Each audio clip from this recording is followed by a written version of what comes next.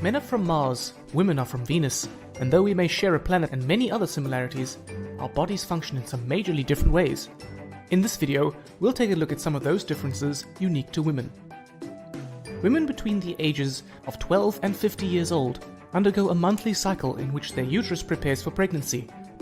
It prepares for a fertilized egg to settle and grow into a baby. If pregnancy does not occur, the lining breaks down and is expelled from the uterus. This is known as menstruation. The menstrual cycle usually lasts about 28 days. During this period, women undergo drastic hormonal fluctuations as well as physical discomforts such as abdominal cramps, headaches, backaches, and general nausea. This has led to it being colloquially referred to as the curse. The first stage of the cycle is menstruation and occurs if the egg has not been fertilized. This lasts between 3 to 7 days and is more commonly known as a period.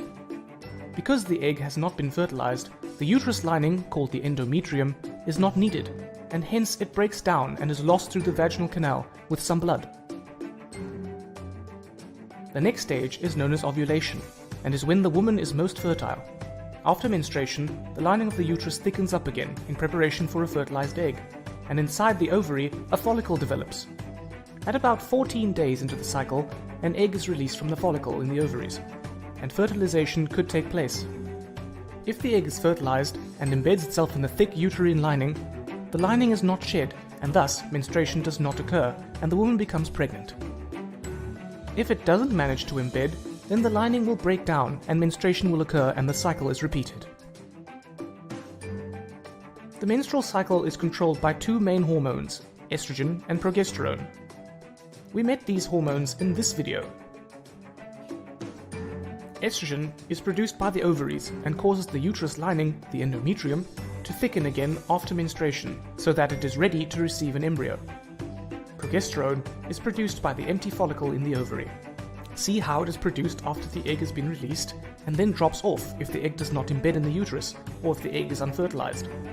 But if the egg is fertilized and embeds, then progesterone levels stay high for the first 6.5 months of pregnancy. The follicle continues to produce it and a placenta is formed. So estrogen builds up the uterus lining and progesterone maintains it during the second half of the menstrual cycle.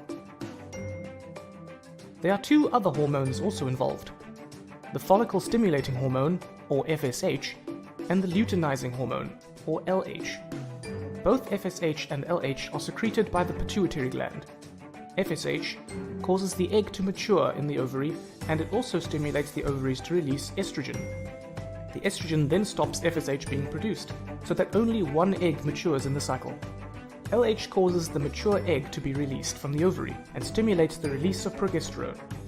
You may want to browse the internet to learn more about these hormones. So from this video, you should now have a better understanding of how the menstrual cycle works, how the main hormones estrogen and progesterone control it, and how a woman's body is affected by these drastic changes.